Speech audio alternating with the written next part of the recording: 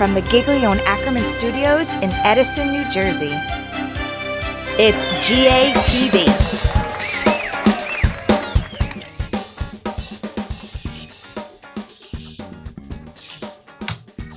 Okay, Ack. Sorry, bro, but you are way too close.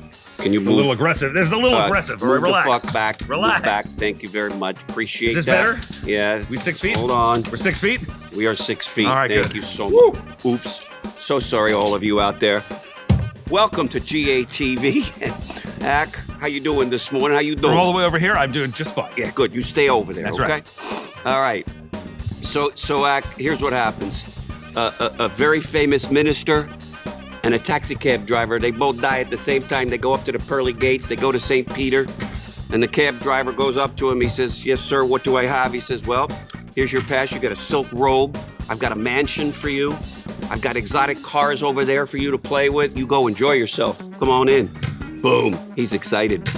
The famous minister goes in there, looks at him. He says, "Okay, here's your cloth robe, and there's your little 2x2 room over there for you to hang out in and spend the rest of your life in." The minister asked St. Peter's, "I don't understand. I ministered to millions on earth. Spread your word." What did the cab driver do? He says, "Well, over here, we base everything on results. And when you ministered, everyone slept. And when the cab driver drove, everyone prayed."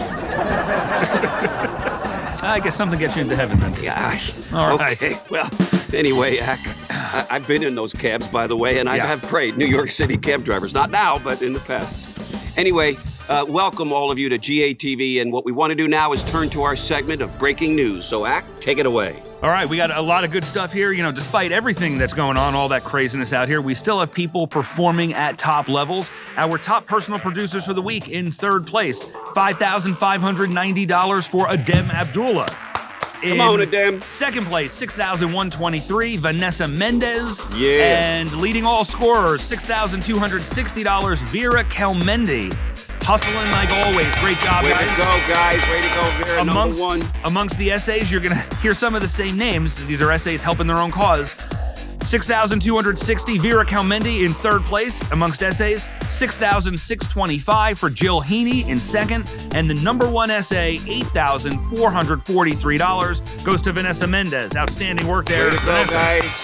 Amongst the GAs, 9,325 for Joe Wilson. 2 snaps coming in third place there. Come on, 11,301 for J.R. Atala. Second place finish. Nice. And the number one GA, $14,911, goes to Corey Hallam. Ooh. Outstanding work, Corey. Nice Way seeing to you on go, top Corey. of the board. And amongst our MGAs, in third place, $14,911 goes to George O'Shea. Second place with $16,380 is the Adem Abdullah piece of the Corey Helly Agency. And number one for the week, $19,020, Johnny Lee. Outstanding work. Johnny, way to go. Good stuff, everybody. Good stuff. You know, Ack, when you announce this all stuff, I know this is after we've pivoted. You know, a lot of companies right now, they're laying people off like crazy. There's so much uncertainty out there. And this company took an incredible stance in allowing us to go virtual. We pivoted. Those are results based on virtual selling. Am I right? 100%. Yeah, this is not going standard in people's homes. No, last week we were doing an all new thing. So, you know, kudos to everybody out there. To all of you out there, on behalf of both David and I, thank you so much for pivoting with us. Let's keep pivoting, and let's realize that we live in a new world today, and we need to really be conscious about what we're doing now more than ever. And for right now, let's move over to, speaking of pivoting, to our Making a Difference segment, where we're going to hear from our very own Michelle Fall, who's going to share an emotional testimony about what this business means to her.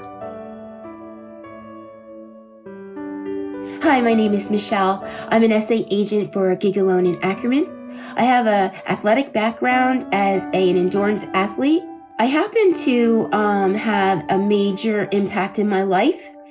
My father had passed away, and he died of cancer, and he got financially ruined due to the cancer, and therefore he was a big believer in whole life insurance. He had probably $1 million worth of whole life in his lifetime, and he borrowed off it to the max.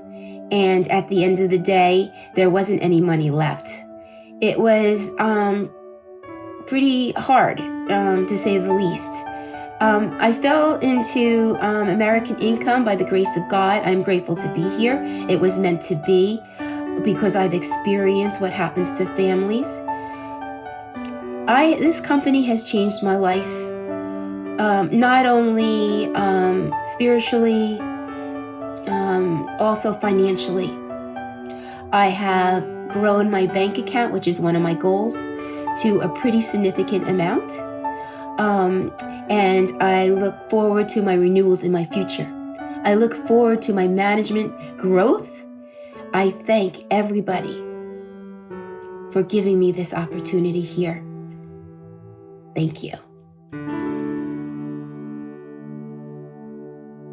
Thank you, Michelle Fall, for sharing that story. We so appreciate you, and I know everyone who gets to know you and be with you appreciates you as well. What we'd like to do now is turn to the segment of Tip of the Week. So, Ak, take it away. What do we got today? Well, today's Tip of the Week is pretty straightforward in the environment that we're in. I mean, aside from be safe, which is probably going to be the theme of every Tip of the Week for the next little bit, we also want to talk about staying connected. And when I say stay connected, I don't mean be glued to the news and try to be on top of all the case numbers and everything else. That will drive you crazy. Instead, what you want to stay connected to are all of the updates that the company is putting out. There's been a volume of FAQs and new processes and updates, and we've been sharing all of those. It's really important that even though you're not used to seeing all of this come in, you're checking your email, you're checking in with your leadership team, you're watching GroupMe's to make sure you always have the latest information at your fingertips. What you don't want to do is have to go back to a client after you've done all this work to redo something because we missed something in the new process. So just make sure you're staying connected to everything that's flowing out there. And with that, we want to move over now to our Inspire section, where we are going to be talking about managing your anxiety and fear. And Giggs, I can't think of a better topic for what we're going through right now. 100%, David, 100%. You know, as we move each day into very uncertain times, for many of us, we're experiencing an excessive amount of anxiety, worry, fears. And what they're talking about is that aside from the coronavirus itself, which is going to take many, many lives, that a lot of lives are also going to be taking because of the excessive amount of anxiety, fear, and worry. So we want to talk with all of you about how to reduce those fears and worries and anxieties, because as we all are saying, this too shall pass. It just might take longer than we planned. So let's get a long-term plan for how to reduce those anxieties. We want to talk about that this morning. First thing that you want to do is don't overdose on the news. You know, I was guilty of this. In the beginning, David, I was listening to too much news, and I saw that it accelerated my anxiety really bad. Hate to admit it, but I'll share it. I lost like 12 pounds because I was really, really anxious, and I've learned to kind of manage my anxieties. I put the 12 pounds back on. I can tell that's healthy. If you need pounds, I'm happy to share some with you. More than happy to give you more some. than I can bear. So, but reduce that anxiety by reducing the amount of time you spend on TV. Next, look for and embrace the uplifting stories. There's so many of them now, Ak, coming out there. Yep. Yesterday, I was watching one of the TV programs, and they talked about this hashtag that I just wanted to quickly share with all of you. Uplift Today, hashtag Uplift Today. It's a place where there is incredible amounts of stories and heroicism of people who are doing things to stay positive.